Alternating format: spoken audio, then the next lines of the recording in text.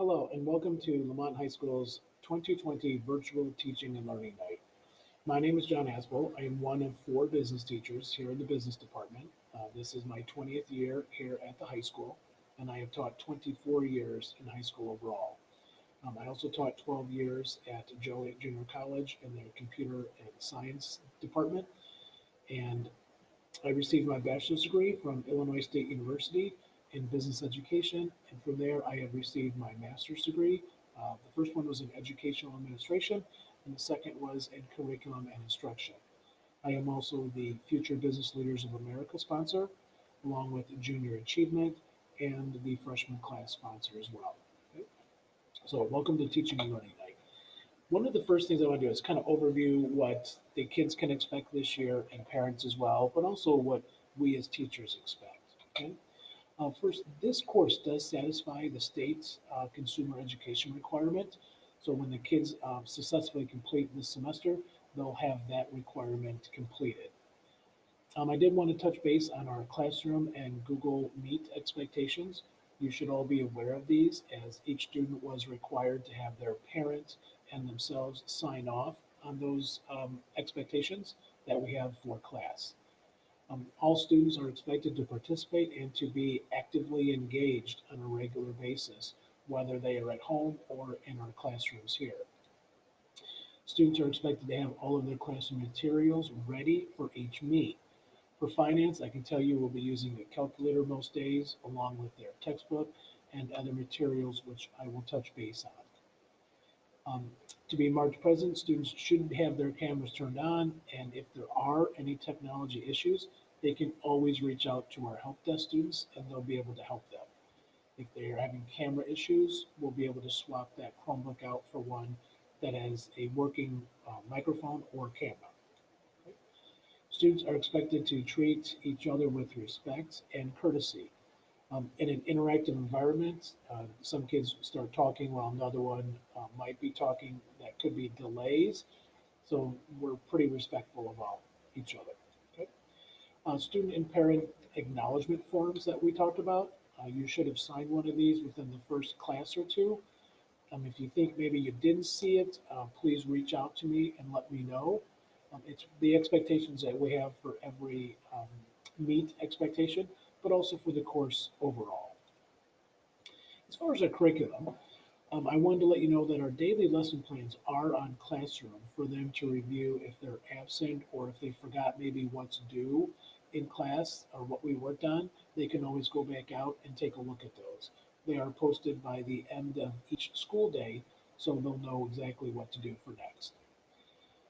Feel free to check out our classroom page for any syllabus or course content materials, which I'll kind of preview at the very end of this presentation. Curriculum units. I did want to touch base and kind of let you know what we're going to be learning this semester. I think you're going to hear a lot about it from your son or daughter because we really want them engaged, and part of that is having these conversations with you at home and then coming back to class and then sharing. Money management. This is our first unit we're entering that deals with budgeting, employment, um, checking and savings accounts, and also that dreaded word taxes. Yes, because we all have to pay those. Financial security is unit number two that concerns itself with saving, all kinds of saving instruments, investment tools, and real estate. Credit management deals with credit card and borrowing. Is it a tool or is it a trap? And we'll talk about the pros and cons to that. Resource management. Someday we'd like them to purchase a home on their own or purchase their first car, rent an apartment. So we'll talk about how to manage those as a part of our overall financial plan. Risk management. We're always trying to limit risk as much as we can, so we'll create a unit on insurance. And we will deal with, even if you're renting an apartment, homeowners, health insurance, life insurance. So they're well aware of how to reduce any risks down the road. Consumer rights and responsibilities. We always want students to know that when they're out being consumers and shopping out online or in person, that they do have rights, but along with those rights are responsibilities as well. Engage with parents and guardians. I usually start each class off with a list of questions that I've given them in the previous class, in which I want them to come home and talk to their parents about. And they're related to the chapter or the content in which we're covering, and then they come back to class, and then we can hear some examples of how everyone implements some type of different financial plan, which is, I think, we're all going to learn best. Okay, there is no one size fits all. Variety of supplemental resources that we use as far as the stocking that we will get into towards the middle to end of the semester. There's additional news resources, and we use a web portal called Everfi to cover quite a few different topics throughout the semester. You can contact me at any time. There's my email address. You can also contact me through the school's website as well. I'm available. This is during the hybrid or remote learning, most days between 1:30 and 2:37, only excluding PLC days, which we're usually in PLC meetings during that time. Okay? If your son or daughter needs additional help, please have them reach out for that additional help. We can either do it through email or we can schedule a personal Google Meet if they feel that they need some additional help on something. The last thing I want to do was show you our classroom page. This is the streaming page for period 1B.